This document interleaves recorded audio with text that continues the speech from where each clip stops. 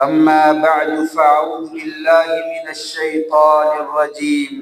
يا أيها الناس كلوا مما في الأرض حلالا طيبا ولا تتبعوا خطوات الشيطان إنه لكم عدو مبين. إنما يأمركم بالسوء والفحشاء وأن تقولوا على الله ما لا تعلمون. اے لوگو، زمین میں جو پاکیزہ اور حلال رزق ہے وہ کھاؤ، شیطان کے نقش قدم پر مت چلو، بلا شبہ وہ تمہارا واضح دشمن ہے۔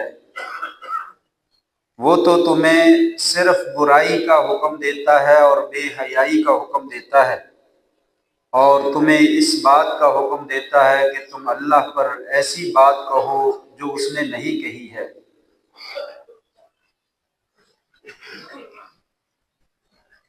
نہایت ہی عزت کے لائق سامعین محترم، بزرگوں، دوستوں، بھائیوں، معززات ماؤں، بہنوں اور بیٹیوں، پچھلے خطبہ جمعۃ المبارک میں نے اس بات کا تذکرہ شروع کیا تھا کہ اولاد کی تربیت میں یہ بات انتہائی ضروری ہے کہ انسان اولاد کو اپنی نظر میں رکھے، اور اولاد کو نظر میں رکھنے میں بہت ساری چیزیں شامل ہیں، جن میں سے 3 باتیں میں نے شروع کی تھی اور چوتھی بات جو ہے اس کا آغاز کیا تھا۔ 3 باتیں بیان کر دی تھی اور چوتھی بات کا میں نے آغاز کیا تھا۔ انشاءاللہ وہیں سے ہم اپنی بات کا آغاز کرتے ہیں۔ پہلی بات تو یہی تھی کہ انسان کو خود بھی نگرانی میں رہنا چاہیے، اپنے بچوں کی نگرانی کرنی چاہیے، اور بچوں کے دلوں میں یہ بات بھی ڈالنی چاہیے جیسے میں نگرانی کر رہا ہوں اسی طریقے سے مجھ سے بڑھ کر ہم سب کا رب جو ہے وہ میری بھی اور آپ کی بھی نگرانی کر رہا ہے۔ بچوں کے دل میں یہ بات بٹھائیے کہ انہیں یہ احساس ہو کہ اللہ تبارک و تعالی ہمیں دیکھ بھی رہا ہے اور ہمیں سن بھی رہا ہے، اور ہماری حرکتوں پر، اچھے کاموں پہ اچھا بدلہ دیتا ہے اور بری حرکتوں پہ سزا دیتا ہے اور انتقام بھی لیتا ہے، اور اس کی پکڑ بھی بڑی سخت ہے، اس کے انعامات بھی بڑے زیادہ ہیں، اور اس کے ساتھ ساتھ اس کی جرائم کے اوپر اس کی پکڑ بھی بہت زیادہ ہے اور اس کا انتقام بھی بڑا شدید ہے۔ یہ پہلی بات تھی۔ دوسری بات میں نے ذکر کی تھی کہ نماز کے بارے میں اہتمام کیجئے، بچوں کو بچپن سے ہی نماز کا عادی بنائیے۔ اگر وہ بچپن سے ہی نماز کے عادی بن جائیں گے تو انشاءاللہ بڑے ہو کر پکے اور سچے نمازی بن جائیں گے، لیکن اگر بچپن میں وہ نماز کے عادی نہ بن سکے تو پھر بڑے ہو کر بہت مشکل ہو جائے گا کہ وہ نماز کی طرف جو ہے وہ پلٹ سکے۔ تیسری بات ذکر کی تھی کہ بچوں کے اخلاق سنوارنے کی کوشش کریں، ان کی تربیت کریں کہ بچوں کا اخلاق درست ہو، وہ سچ بولیں، جھوٹ نہ بولیں، امانت ادا کریں، خیانت نہ کریں، لوگوں سے تمیز کے ساتھ، ادب کے ساتھ، اخلاق کے ساتھ جو ہے وہ پیش آئے، بدتمیزی نہ کریں، گالی گلوچ نہ دیں، کسی کی بے ادبی نہ کریں، کسی کی گستاخی نہ کریں، اچھا بیہیویئر اور اچھا رویہ جو ہے وہ اختیار کریں، اور لوگوں کو نظر آئے کہ کسی اچھے باپ اور اچھی ماں کی جو ہے وہ اولاد ہے، جنہوں نے بڑی خوبصورت جو ہے وہ تربیت کی اور بچہ بڑا با ادب نظر آتا ہے۔ یہ 3 باتیں میں نے ذکر کی تھی۔ چوتھی بات تھی کہ بچوں کی شکل و صورت کا لحاظ رکھا جائے۔ اس میں سے ایک بات کا میں نے ذکر کیا تھا کہ بچوں کے بال اور حجامت کا خیال رکھا جائے۔ بچے آج کل جو ہے انہوں نے اپنے قائد اور اپنے راہبر اور اپنے نمونے اور اپنے ماڈل علیحدہ علیحدہ چن رکھے ہیں۔ کسی کا کوئی کھلاڑی اور فنکار جو ہے وہ اس کے لیے رول ماڈل ہے، اور کسی کے لیے جو ہے وہ کوئی اداکار ہے، اور کسی کے لیے کوئی سیاستدان ہے، اور کسی کے لیے کوئی ہے، اور وہ کوئی عورتوں کی طرح اپنے بال بناتا ہے اور کوئی مردوں کی طرح اور خسروں کی طرح جو ہے وہ اپنے بال بناتا ہے، اور دنیا کے فیشن میں رنگا ہوا ہے، اور سمجھتا ہے یہی کامیابی ہے، یہی خوبصورتی اور یہی کامیابی ہے۔ اگر والدین وقت بوقت پہلی ہی فرصت میں بچوں کی تربیت کریں، بیٹا یہ بات صحیح نہیں ہے، میرے اور تمہارے پیارے نبی حضرت محمد الرسول اللہ صلی اللہ علیہ وسلم نے بال ایسے نہیں بنائے، ایسے بنانے سے منع کیا ہے، یہ ہمارا اسلامی معاشرہ اس کی اجازت نہیں دیتا ہے، تو یقیناً بچے کے دل میں بات جو ہے وہ گھر کرتی چلی جائے گی اور اسے سمجھ آ جائے گی کہ واقعتاً یہ کام نہیں کرنے والا۔ لیکن وہ پہلے دن سے بنا رہا ہے، 10 دفعہ بنا لیے، 20 دفعہ بنا لیے، 40 دفعہ بنانے کے بعد آپ کہیں اب بیٹا یہ باز آ جاؤ، یہ ٹھیک نہیں ہے، مشکل ہو جائے گا، مشکل ہو جائے گا، ناممکن ہو جائے گا، بچے اپنے بال جو ہے وہ نہیں سنوار سکیں گے۔ تو لہٰذا بال سیدھے ہونے چاہیے، برابر ہونے چاہیے، آگے اور پیچھے سے ایک جیسے ہونے چاہیے، 19-20 کا فرق ہو جائے کوئی مسئلہ نہیں، لیکن یہاں پہ مشین پھیر دی جائے اور اس طرح لگا دیا جائے اور اوپر جو ہے وہ بالکل بال بہت بڑے رکھ لیے جائیں، یہ تو اسلامی کٹ نہیں ہے۔ اسلام میں اس طرح کا کوئی کٹ جو ہے وہ معروف نہیں ہے، اسے جو مرضی کٹ کا آپ نام دیں اور آج جدید زمانے کا ترقی یافتہ زمانے کا جو ہے وہ رواج اور فیشن قرار دیں، لیکن اسلام کا اس کا دور کے ساتھ بھی تعلق نہیں۔ نہا عن القضا، آپ نے بودا رکھنے سے منع کیا۔ بودے کا مطلب یہی ہے کہ انسان سر کے کچھ حصے کے بال مونڈ ڈالے اور کچھ حصے کے جو ہے وہ رکھ لے، کچھ حصے کو کھلا چھوڑ دے اور کچھ حصے کے بالکل ختم کر دے، تو فرمایا یہی بودا کہلاتا۔ اور یہ آج رواج ہے، کوئی نمازی ہے، کوئی حاجی ہے، کوئی اہل حدیث ہے، کوئی غیر اہل حدیث ہے، کوئی چھوٹا ہے بڑا ہے، وہ اسی فیشن میں رنگا ہوا ہے، اس لیے انہیں معلوم ہی نہیں۔ تو والدین کو پہلے یہ خود معلوم ہونا چاہیے کہ ہماری شکل و صورت کیسی ہونی چاہیے، اپنے بال جو ہے وہ کیسے ہونے چاہیے، اور اپنے بچوں کے بال جو ہے اسی طرز کے اوپر بنائیں کہ یہ بال رکھنے ہیں اور یہ بال نہیں رکھنے۔ اسی کے ساتھ بچہ لڑکپن سے باہر نکلتا ہے، 10-12 سال کی عمر میں پہنچتا ہے تو داڑھی کے بال آنا شروع ہو جاتے ہیں، تو اس کی داڑھی رکھوانا یہ والدین کی ذمہ داری۔ نبی کریم صلی اللہ علیہ وسلم کی بے شمار احادیث ہیں، ان کو سنائیے۔ واعف اللحا ورخ اللحا وکثر اللحا، فرمایا لوگوں داڑھی کو معاف کرو، داڑھی کو بڑھاؤ، داڑھی کا اضافہ کرو، خالف المجوس، مجوسیوں کی مخالفت کرو۔ لیکن بات تو وہی ہے جو میں نے پچھلے جمعے میں عرض کی تھی کہ والدین خود نیک ہوں تو اولاد کو نیک بنانے کی کوشش کر سکتے ہیں، اگر وہ خود نیک نہیں ہے تو اولاد کو نیک بنانے کی کوئی کوشش نہیں کر سکتے۔ آپ مجھے خود ہی بتائیے، والد نے خود جو ہے وہ اس طرح پھروایا ہوا اور کلین شیو کی ہوئی ہو، عورت میں اور مرد میں کوئی فرق جو ہے وہ نظر نہ آتا ہو، اور وہ اپنے بچے کو کہے بیٹا داڑھی رکھو، یہ سنت رسول ہے، کیا خیال ہے؟ اس کا اثر جو ہے وہ کتنا ہوگا؟ قطعاً نہیں ہوگا، یقیناً نہیں ہوگا، اور بچہ کسی صورت میں اس بات کو قبول کرنے کے لیے تیار ہی نہیں ہوگا، الا یہ کہ اللہ توفیق دے دے، اللہ تبارک و تعالیٰ کے فیصلے غالب آ جائے تو یہ غلط مسئلہ ہے، وگرنہ وہ کہے گا ہی نہیں، اور اگر کہے گا تو اس کا کہا جو ہے وہ بیکار چلا جائے گا۔ اس لیے یہ آپ سلسل میں داڑھی رکھی ہے اور آپ نے پوری رکھی ہے، نہ دائیں سے نہ بائیں سے نہ آگے سے نہ پیچھے سے نہ اوپر سے کوئی بال نہیں کاٹے۔ کسی صحیح روایت میں آپ صلی اللہ علیہ وسلم سے داڑھی کے بال کاٹنا حتیٰ کہ خط کروانا یہ بھی ثابت نہیں۔ یہ لوگوں کا اپنا ذاتی اجتہاد ہے کہ یہ گردن پہ بال ہیں، یہ داڑھی کا حصہ نہیں، یہ رخسار پہ بال ہیں، یہ داڑھی کا حصہ نہیں، یہ لوگوں کا اپنے استدلالات ہیں، لیکن حدیث میں اس کا کوئی ذکر موجود ہے کہ آپ صلی اللہ علیہ وسلم نے یہ رخسار کے بال کاٹے ہوں، آپ نے یہ داڑھی گلے کے نیچے کے بال کاٹے ہوں، آپ نے یہ ہونٹوں کے نیچے یہاں پہ بال جو ہے وہ کاٹے ہوں، اس کا کوئی ذکر نہیں آتا۔ یہی ذکر آتا ہے کہ آپ نے داڑھی رکھی ہے اور پوری رکھی ہے، اور اعفاء اللحیہ، اعفاء کا لفظ ہے بڑھائیے، داڑھی کو بڑھائیے، اور کثروا کا لفظ ہے زیادہ کیجئے۔ اسی طرح وہ ایران کے بادشاہ کی جانب سے قاصد آئے تھے تو ان کی تاریخ میں الفاظ موجود ہیں، انہوں نے کہا یہ آپ نے کیا شکل بنا رکھی ہے؟ تو آپ نے پوچھا تم نے کیا شکل بنا رکھی ہے؟ تو انہوں نے کہا یہ تو ہمارے رب نے حکم دیا، یعنی ہمارے بادشاہ نے حکم دیا، ہم داڑھی منڈواتے ہیں، ہم رکھتے نہیں ہیں۔ تو آپ نے فرمایا ہاکذا امرنی ربی، میرے رب نے مجھے اس طرح حکم دی، میرے رب نے مجھے داڑھی رکھنے کا حکم دیا۔ یہ داڑھی اسلام میں ہے، لیکن لوگ بسا اوقات کہتے ہیں سارا اسلام داڑھی میں ہے۔ نہیں، سارا نہیں ہے، لیکن اسلام کے اندر تو داڑھی ہے، لہٰذا داڑھی رکھنی چاہیے۔ داڑھی رکھنے سے انسان مسلمان دکھائی دیتا ہے، اور داڑھی نہ رکھنے سے مسلمان دکھائی نہیں دیتا۔ ایک انگریز میں اور ایک مسلمان میں کیا فرق نظر آتا ہے؟ کوئی فرق نظر نہیں آتا۔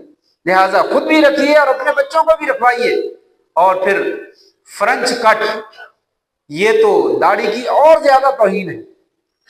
انگریزوں کے ساتھ پتہ نہیں کس کے ساتھ جو انسان مشابہت کرتا ہے اور داڑھی کی بدترین شکل جو ہے وہ بنا دیتا ہے، یہ تو استہزاء ہے داڑھی کے ساتھ۔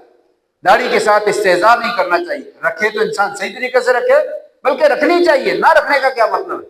آپ سب نے حکم دیا ہے کل قیامت کے دن اگر نبی کریم صلی اللہ علیہ وسلم نے پوچھ لیا کہ تم تو میرے ساتھ بڑی محبت کا دعویٰ کرتے تھے اور میری سنت کے اوپر تو نے کیا حشر کیا، اس کو منہ مان کے گندی نالی کے اندر پھینک دیا اور کہتا میں آپ سے محبت کرتا تھا، میں آپ کے بڑے گیت گایا کرتا تھا، آپ کے بڑے بڑے ترانے پڑھا کرتا تھا، بہت شدید مجھے محبت تھی، لیکن آپ کی سنت سے مجھے کوئی پیار نہیں تھا، آپ کے چہرے سے مجھے کوئی پیار نہیں تھا۔ کہہ سکتا ہے؟ کہے گا، اپنے عمل سے کہہ رہا ہے کہ آپ کے چہرے سے مجھے پیار نہیں۔ اگر آپ کا چہرے پہ داڑھی خوبصورت نہ لگتی ہوتی، اللہ تبارک و تعالیٰ آپ کے چہرے پہ داڑھی کے بال کے اگنے ہی نہ دیتے، لیکن آپ صلی اللہ علیہ وسلم جو ہے وہ سب سے زیادہ خوبصورت دکھائی دیتے تھے داڑھی کے ساتھ۔ یہ آج کا رواج ہے، یہ انگریز کا رواج ہے۔ انگریز نے ہمیں کلچر دیا ہے کہ داڑھی نہیں اچھی لگتی، داڑھی کو صاف کر دیتے۔ اہل علم کا بھی کہنا ہے اور حدیث میں بھی موجود ہے، اور طبی اعتبار سے بھی ڈاکٹروں سے پوچھئے، داڑھی کا کٹوانا جو ہے وہ صحت کے لیے اچھا نہیں، اس کا مڑوانا جو ہے وہ صحت کے لیے اچھا نہیں، صحت کے لیے بھی مفید ہے۔ اللہ تبارک و تعالیٰ نے جو بال نقصان دہ ہیں ان کو کاٹنے کا حکم دیا، جسم سے ان کی صفائی کا جو ہے وہ حکم دیا ہے، لیکن جو مفید ہیں اور جو اللہ کی شریعت ہے اس کا حکم دیا، اس پر رکھا جائے۔ بہرحال یہ والدین کی ذمہ داری ہے کہ وہ بچوں کو داڑھی رکھنے کا حکم دے۔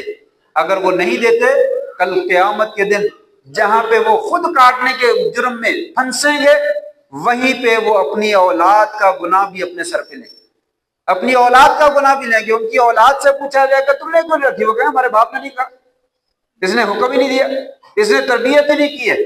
تو لہٰذا ہماری ذمہ داری بنتی ہے۔ اسلام تو انگریز کو ایک پل بھی اچھا نہیں لگتا، نہ ہمارا نماز پڑھنا ان کو اچھا لگتا ہے، نہ ہمارا لباس ان کو اچھا لگتا ہے، نہ ہماری داڑھی ان کو اچھا لگتی ہے، نہ ہمارا سچ بولنا ان کو اچھا لگتا ہے۔ وہ تو اپنا پوری دولت جو ہے اور اپنی فوجیں جو ہیں انہوں نے ہمارے اوپر لگا رکھی ہیں کہ ان کے اخلاق کو بگاڑا جائے، ان کے دین کو بگاڑا جائے، اور ان کے اندر جو ہے وہ اسلام کی حقانیت نہ رکھنے اور بسنے دی جائے۔ وہ تو نہیں دیکھنا چاہتے۔ ہم سمجھتے ہیں کہ نہیں نماز پڑھنے کچھ نہیں ہوتا، داڑھی نہ رکھیں تو کوئی مسئلہ نہیں، نماز پڑھنی چاہیے، نماز جو ہے وہ ضروری ہے، لیکن داڑھی نہ بھی رکھے تو کوئی مسئلہ نہیں۔ کیوں مسئلہ کیوں نہیں؟ اللہ کے رسول صلی اللہ علیہ وسلم نے داڑھی رکھنے کا حکم نہیں دیا۔ ایک ایک حکم کو چھوڑتے چلا جائیے تو کون سا حکم جو ہے وہ باقی رہ جائے گا؟ لہٰذا یہ شریعت کے اندر موجود ہے، اس کو رکھنا چاہیے۔ صحابہ کرام تمام رکھتے تھے، ایک صحابی سے بھی ثابت نہیں ہے کسی نے داڑھی مونڈی ہو، ایک صحابی سے کسی نے داڑھی مونڈی ہو یہ بھی ثابت نہیں، اور پھر کسی نے ایک قبضے سے کم رکھی ہو یہ بھی ثابت نہیں۔ ایک قبضے سے، ایک مٹھ یعنی ٹھوڑی سے نیچے پکڑنے کے بعد داڑھی کے بعد نیچے آ جائیں تو اتنا دو تین صحابہ سے ثابت ہے کہ انہوں نے کاٹے، باقی صحابہ سے وہ بھی ثابت نہیں۔ لیکن ایک قبضے سے کم تو کسی صورت میں بھی جواز نہیں۔ جتنے کاٹنے والے ہیں تقریباً ایک قبضہ تو وہ بھی نہیں رکھتے، ایک قبضہ بھی نہیں رکھتے۔ وہ کس کی سنت پہ عمل کرتے ہیں اللہ اعلم، ہمیں نہیں معلوم۔ تو بہرحال یہ اسلام کے اندر موجود ہے، خود بھی رکھیے، اپنے بچوں کی تربیت بھی کیجیے۔ اسی طریقے سے بچوں کی تربیت میں ان کا لباس بھی شامل ہے۔ لباس کے اندر کیا ہے؟ تنگ لباس نہ ہو جس سے اعضاء ظاہر نہ ہوتے ہو، باریک لباس نہ ہو جس سے اعضاء ظاہر نہ ہوتے ہو۔ خاص طور پہ بچیوں کا لباس، ان کی تربیت کیجیے۔ بڑے ہو کر انہوں نے وہی لباس پہننا ہے جو آپ نے بچپن میں پہنا دیے۔ بچپن میں آپ نے اس کا فراق بنایا ہے کہ وہ بازو ننگے ہیں، گلا ننگا ہے، پیچھے سے ننگا ہے، اور جو ہے وہ سینہ کافی حد تک نظر آ رہا ہے۔ آہستہ آہستہ بڑے ہو کر وہ ایسے ہی لباس نہیں پسند کریں، ابھی سے ان کو پہنائیے، بیٹا یہ لباس بڑا آپ ڈھانپ کے رکھیے، آپ بیٹی ہیں، بیٹیوں کا لباس جو ہے وہ ساتر ہونا چاہیے، وہ اس کے سے جسم کے اعضاء ظاہر نہیں ہونے چاہیے۔ تنگ لباس ان کو نہ پہنایا جائے، پینٹ شرٹ وغیرہ جو ہم کو پہنانے کا عادی نہ بنایا جائے۔ بڑے ہو کر اگر لباس پہنیں گے تو اس زد میں نہ آ جائیں۔ آپ نے فرمایا تھا نساء کاسیات عاریات مائلات ممیلات، لا يدخلن الجنۃ ولا یجدن ریحها وان ریحها لتوجد من مسیرۃ کذا وکذا. عورتیں ہیں کچھ جن کو میں نے نہیں دیکھا، آئندہ آنے والے زمانے میں آئیں گی، لباس پہننا ہوگا لیکن پہننے کے باوجود وہ ننگی ہوں گی، پہننے کے بعد ننگی ہوں گی. باریک لباس ہے جسم کے اعضاء ظاہر ہو رہے، اور تنگ لباس ہے تب جسم کے اعضاء ظاہر ہو رہے، یا ویسے ہی لباس چھوٹا ہے، بازو بھی نظر آ رہے ہیں، نیچے سے پنڈلیاں جو ہے وہ نظر آ رہی ہیں، اور مکمل جو ہے وہ گردن نظر آ رہی ہے. اس طرح کا لباس بازار میں بھی نظر آتا ہے. بازار میں نہ نظر آئے تو شادی کی محفلوں میں تو ضرور نظر آتا ہے، جہاں پہ مخلوط پارٹی جو ہے وہ ہم کرتے ہیں. وہاں پہ باہر تو وہ کوئی بندہ دیکھ لے تو کہتا ہے وہ بے حیا ہے، تو شرم نہیں آتی تجھے عورتوں کو دیکھ رہا ہے. اور وہاں پہ ننگے منہ، ننگے بازو، اور اوپر بھی جو ہے وہ جالی والا لباس پہنا ہوا، وہ لباس پہن کر سب مردوں کے سامنے آ رہی ہیں اور جا رہی ہیں، کسی کو کوئی پرواہ نہیں. وہاں نہ کسی کو حیا ہے، نہ کسی کو شرم ہے، کسی کو کچھ نہیں چاہیے، بس یہ فیشن ہے، ہمیں چلنے دیجیے. یہ کہاں سے آیا؟ سرپرست نے کبھی منع ہی نہیں کیا، والد نے کبھی منع ہی نہیں کیا، بیٹی کو، بہن کو، ماں کو، بیوی کو کبھی کہا ہی نہیں یہ لباس کون سا پہنیے، مجھے نہیں اچھا لگتا، میرے ساتھ رہنا ہے تو یہ لباس نہیں پہننا. اندر سے کیسے پہنیں گے؟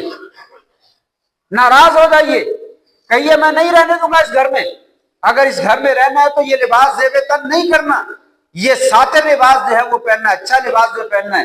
نہیں روکیں گے تو کل قیامت کے دن یہاں سے گریبان جو ہے وہ پکڑا جائے گا. آپ نے تربیت نہیں کی، آپ ذمہ دار ہیں، گھر کے سربراہ آپ ہیں. انسان کو رجال کہا گیا ہے، الرجال قوامون کہا گیا ہے. مرد حاکم ہیں، مرد عورتوں کے اوپر، گھروں کے اوپر، سب لوگوں کے اوپر حاکم ہیں. لہٰذا ان کو اپنی حاکمیت کو استعمال کرنا چاہیے، مرد بننا چاہیے، اور ایسے معاملات میں ڈنکے کی چوٹ بات کہہ کر جو ہے بنانی چاہیے. بیٹا یہ لباس نہیں پہننا، بیٹا آپ باہر جا رہے ہو، سکول کالج میں جانے دیجیے، تعلیم کا رواج ہے، پڑھنا ہے، لیکن ساتھ لباس پہن کر، پردے کے ساتھ لباس پہن کر، ننگے منہ نہیں جانا، برقع پہن کر جائیے. آپ جو ہے وہ جسم ڈھکا ہوا ہو، جسم کے اندر سے کوئی چیز جو ہے وہ ظاہر نہ ہو. ان کی تربیت کیجیے، یہ والدین کی تربیت ہے. اگر ایسا کریں گے تو اولاد نیک بنے گی، اور سیرت فاطمہ اختیار کرنے کی کوشش کریں گے، سیرت عائشہ کو اختیار کرنے کی کوشش کریں گے رضی اللہ تعالیٰ عنہ، ان صحابیات کے نقش قدم پر چلنے کی کوشش کریں گی. لیکن نہیں نقش قدم پر چلنے دیں گے تو آگے میں ذکر کر رہا ہوں، ہم جو تصویریں دیکھتے ہیں، جو فنکشن ہم دیکھتے ہیں، جو ہمارا معاشرہ ہمیں کلچر دیتا ہے، جو ہماری تہذیب اور ثقافت ہمیں دے رہی ہے، وہ کسی سے مخفی نہیں ہے کہ لوگ کس رنگ میں رنگے جا رہے ہیں. جس رنگ میں وہ رنگے جا رہے ہیں ان کو روکا نہیں جائے گا تو وہ جائیں گے. اس میں سے روکنا یہ ہماری ذمہ داری، یہ ہماری ذمہ داری ہے. اس میں سے روکیں، پھر جو ہے وہ بچے جو ہے وہ صحیح بن سکتے ہیں، پھر اولاد نیک بن سکتی ہے، اور اولاد آپ کی بھی خیر خواہ بن سکتی ہے، والدین کے لیے صدقہ جاریہ جو ہے وہ بن سکتی ہے، مرنے کے بعد وہ آپ کے لیے نیک کام کر سکتی ہے. لیکن جب آپ دنیا میں زندگی میں نیک کام نہیں کروائے تو مشکل ہو جائے. مردوں کے لیے، بچوں کے لیے ان کو بچپن سے عادت پانے، بیٹا یہ آپ کی شلوار ٹخنوں سے اوپر رہنی چاہیے، یہ اسلام میں ہے. داڑھی بھی نکال دیں، یہ لباس بھی نکال دیں، پردہ بھی نکال دیں، بے حیائی جو بھی آہستہ آہستہ کر کے ایک ایک دو دو چیزیں کر کے نکال دیں. پھر اسلام کس چیز کا نام ہے؟ اسلام کس چیز کا نام ہے؟ اسلام چند چیزوں کے مجموعے کا نام ہے.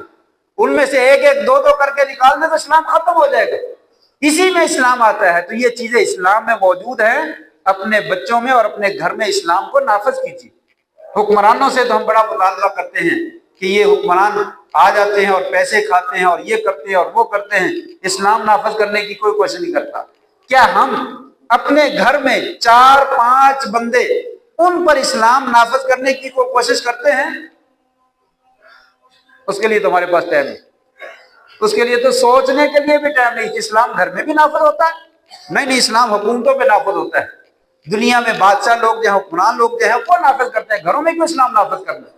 تو ایسا نہیں ہے، گھروں میں نافذ کیا جائے، یہیں سے اسلام باہر نکلنا ہے. یہی بچے اور بچیاں بڑے ہو کر معاشرے میں جانا اور انہوں نے کردار ادا کرنا ہے. اگر یہ گھر سے نیک بن کر جائیں گے تو معاشرے کو نیک جو ہے وہ بناتے چلے جائیں گے، وگرنہ معاشرہ جو ہے وہ بگڑتا چلا جائے گا. اسی طریقے سے بچوں کے ذہن میں، بچیوں کے ذہن میں ڈالیں، بیٹا آپ 7 سال کے ہو گئے، 8 سال کے ہو گئے، شریعت کے وفرقوا بین الفی المزاج، 10 साल के हो जाए बिस्तर अलग कर दे। भाई और बहन है, भाई और बहन है, बिस्तर अलग कर दे। शरीयत कहती है इनको बच्चों को सिखाइए गैर महरम मर्द के साथ जो है वो खलवत नहीं करनी। बेटे को सिखाइए बेटा जहां पे औरतें हों वहां पे आपने नहीं जाना, आप 10 साल के हो गए, आप बड़े हो गए, औरतों की मजलिस में ना जाया करो। शादी की महफिल होती है, औरतों में पर्दा भी किया होता है। कितने ही लोग, मैं लड़की का चाचा लगता हूं, मैं लड़की का ताया लगता हूं, मैं नाना लगता हूं, मैं दादा लगता हूं, भैंस की तरह अंदर घुस जाता है। आगे कौन है? सारी भतीजियां तेरी बैठी हुई हैं। तू एक लड़की का नाना लगता है, एक लड़की का दादा लगता है, बाकी सारी औरतों का क्या लगता है? कुछ भी नहीं लगता। मुंह उठा के जो है वो चला जाता है और जो है वो कहते हुए बड़ा बा है यार, मेरी नजरों में बड़ी शर्म है, खाकी शर्म है, औरतें अलहदा हैं, पर्दा किया हुआ है, वहां तेरा क्या काम है? ये कैसे पैदा हुआ?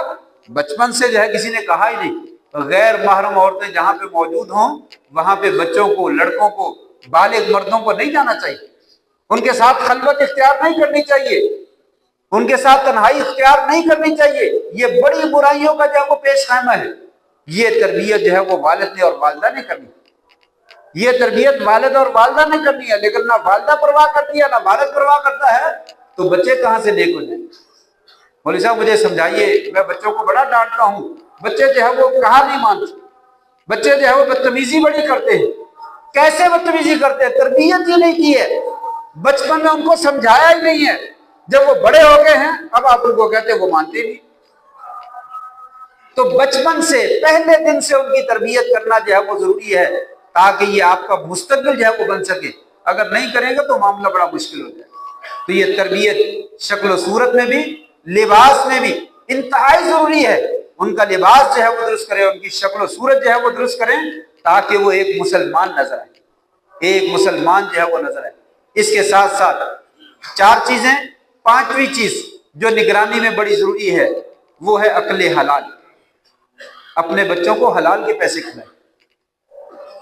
अगर हलाल के पैसे खिलाएंगे बच्चे हलाल के काम करेंगे। अगर हराम के पैसे खिलाएंगे तो वो हराम के काम करेंगे। उन्होंने हलाल के काम नहीं करने। एक एक पाई का हिसाब लगाइए, ये कहां से आया है? ये नाजायज तो नहीं है, ये हराम का तो नहीं है। अल्लाह तबारक व तआला ने या अय्युहर रुसुल कुलू मिनत तय्यिबाति वअमलू सालिहा, ए रसूलो तुम भी पाकीज़ा और हलाल रिज़्क़ खाओ और नेक अमल करो। अहले इल्म का कहना, यहाँ पे नबियों को कहा गया नेक अमल तब कबूल होते हैं जब हलाल खाया जाए।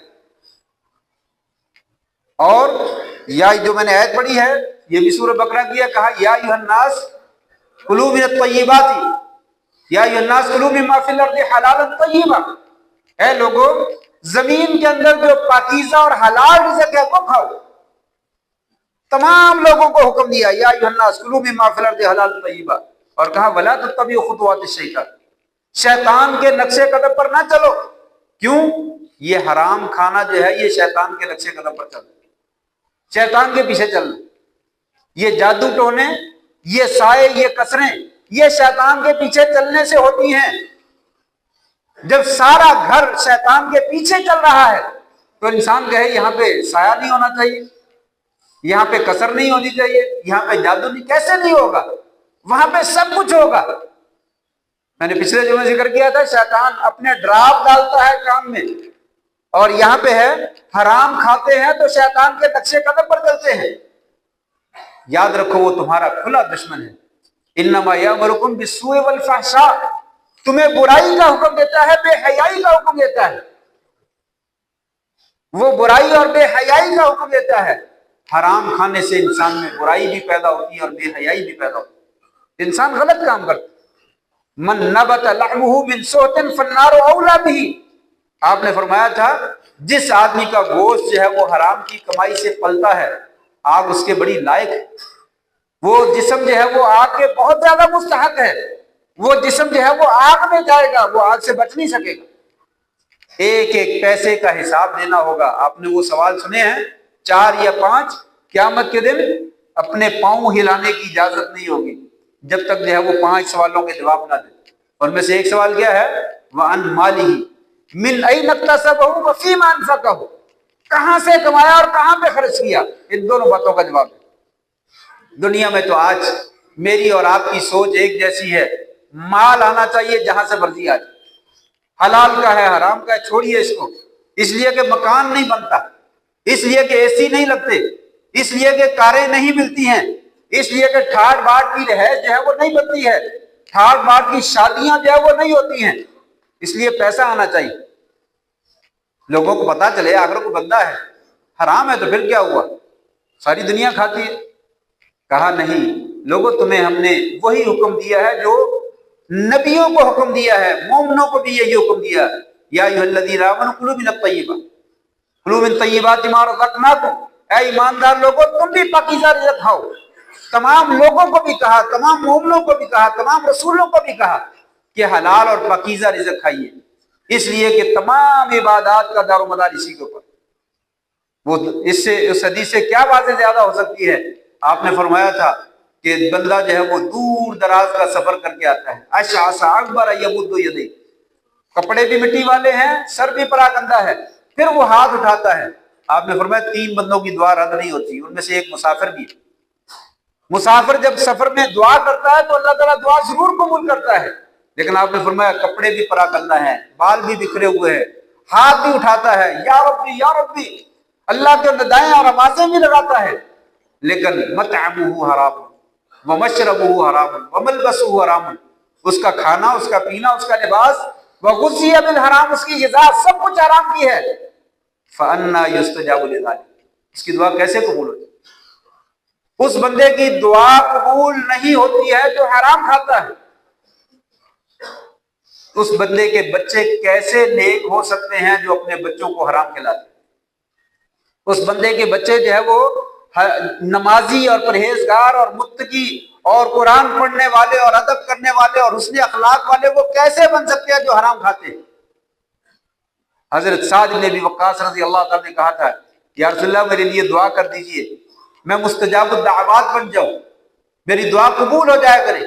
آپ نے فرمایا تھا اطب مطعمک تکن مستجاب الدعوات، اپنی جو ہے وہ کمائی حلال کی کر لو، اللہ تعالیٰ تیری دعائیں قبول کر لے۔ یہ روایت اگرچہ اہل علم نے کہا ضعیف ہے، لیکن اہل علم نے کہا وہ پیچھے والی روایت جو میں نے پیش کی کہ مطعمہ حرام ومشربہ حرام، جو دعا کرتا اور اس کی کمائی حرام کی، اس کی دعا قبول نہیں ہوتی۔ کہا اس دونوں حدیثوں کو ملائے تو معنی ایک ہی بنتا ہے، دونوں حدیثوں کا معنی ایک ہی ہے، اور یہ بات صحیح ہے کہ اگر کوئی آدمی مستجاب الدعوات بننا چاہتا ہے تو اپنی کمائی کو حلال کرے، اگر حرام کی کمائی ہے تو اس کی دعا جو ہے وہ قبول نہیں ہوتی۔ امام بخاری رحمہ اللہ، ان کو نیکی کا اتنا زیادہ شوق اور دین کی خدمت کا اتنا زیادہ ولولہ کہاں سے پیدا ہوا؟ بہت سارے اسباب ہیں، بہت سارے اسباب ہیں، لیکن ان میں سے ایک سبب یہ بھی ہے، ان کے والد گرامی نے مرتے وقت کہا تھا انی لا اعلم فی مالی درہما من حرام ولا درہما من شبہہ، لوگوں سنو، مجھے اپنے مال میں ایک درہم بھی حرام کا نظر نہیں آتا، میں نہیں جانتا کہ میرے مال میں ایک درہم بھی حرام کا ہو۔ ایک درہم نہیں بیمانہ 1 روپیہ کر لیں آپ، 1 روپیہ بھی حرام کا نہیں، بلکہ حرام کا ہونا تو بڑی دور کی بات ہے، 1 روپیہ اس میں شک و شبے والا بھی، شک اور شبے والا بھی نہیں کہ یہ پتہ نہیں حلال کا یا حرام کا ہے، ایک تو کنفرم ہے کہ حرام کا ہے، وہ تو معلوم ہے یہ ہے کہ نہیں حرام کا نہیں، لیکن شک اور شبے والا، اس نے زیادتی کی تھی میں نے لے لیے تھے، میرا لگتا ہے حق بنتا ہے، ہو سکتا ہے حق نہ بنتا ہو، اس طرح کے شبے والا بھی نہیں۔ تو جب انسان خود اتنی حلال کی کمائی کھاتا ہے اور اپنے بچوں کو اتنی زیادہ حلال کی کمائی کھلاتا ہے، ان میں نیکی کا جذبہ کیوں نہیں پیدا ہوگا؟ ان میں تقوی اور پرہیزگاری جو ہے وہ کیوں نہیں پیدا ہوگی؟ اس لیے کہا لوگوں کمائی جو ہے وہ اپنی حلال کی کرو اور اپنے بچوں کو بھی حلال کا کھلاؤ، نہیں تو یاد رکھو بچے کبھی نیک نہیں ہو سکتے۔ زمین جو ہے نا، زمین زرخیز ہو، بیج نہ دیا جائے، پانی نہ صحیح ڈالا جائے، اس کی رکھوالی صحیح نہ رکھی جائے، اس میں کھاد صحیح نہ ڈالی جائے، اس کی فصل نہیں پیدا ہوتی۔ زمین جتنی مرضی زرخیز، بعین اسی طرح بچہ جتنا مرضی اچھا ہی کیوں نہ ہو، جب آپ نے اس کو اچھا کھلایا نہیں ہے، اس کی تربیت جتنی مرضی اچھی کرنے کی کوشش کریں، وہ بچہ اچھا نہیں بن سکتا۔ حرام کھانے والا انسان جو ہے وہ نیکی کا جذبہ اس میں پیدا نہیں ہو سکتا۔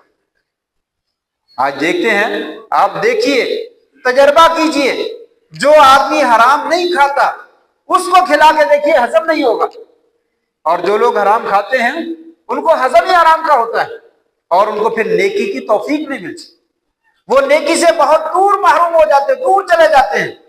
نیکی کی توفیق بھی انہی لوگوں کو ملتی ہے جو حلال کھاتے ہیں۔ آپ صلی اللہ علیہ وسلم نے آپ کے بیٹے نواسے حضرت حسن رضی اللہ تعالیٰ عنہ ایک کھجور کا دانہ اٹھا کر جو ہے وہ کھا لیا۔ آپ نے جو ہے وہ جلدی سے کہا، نکالو اس کو باہر، نکالو اس کو۔ اس نے نہ نکالا، آگے بڑھ کر آپ نے انگلی ڈالی، اور انگلی ڈال کر آپ کے منہ سے، اس کے منہ سے کھجور کا وہ دانہ باہر نکال کر پھینک دیا۔ کہا بیٹا تمہیں معلوم نہیں، ان آل محمد لا تحل لنا صدقہ، ہم آل محمد کے لیے صدقے کا مال جو ہے وہ جائز نہیں۔ صلی اللہ علیہ وسلم یہ صدقے کا مال تھا، تو کہا ہمارے لیے حرام ہے، تو حرام مال ہم تو نہیں کھاتے، نبی نہیں کھا سکتا، نبی کی اولاد نہیں کھا سکتی، نبی کے امتی کھا سکتے ہیں؟ نبی کے امتی بھی نہیں کھاتے۔ جو حرام کا مال ہے وہ کھانا جو ہے وہ جائز نہیں ہے۔ اس لیے انسان کو اگر اولاد نیک چاہیے تو اپنے بچوں کو حلال کا کھائے۔ اللہ تبارک و تعالیٰ نے رزق نصیب میں لکھا ہوا ہے، جتنا نصیب میں لکھا اتنا ہی ملنا ہے، اس سے زیادہ کبھی نہیں ملنا۔ اب آپ کی مرضی ہے، اس کو حلال بنانا حلال بنانا، اس کو حرام کا بنانا حرام کا بنا لیں۔ وقت ختم ہو گیا، اسی بات پہ اکتفا کرتا ہوں۔ اللہ سے دعا کرتا ہوں، یا اللہ ہمیں بھی نیک بنا دے اور ہماری اولادوں کو بھی نیک بنا دے، اور اس کے لیے جو لوازمات ہیں، جو ضروری چیزیں ہیں، ہم سب کو وہ کام جو ہے وہ اختیار کرنے کی توفیق نصیب فرما۔ وآخر دعوانا الحمد للہ رب العالمین۔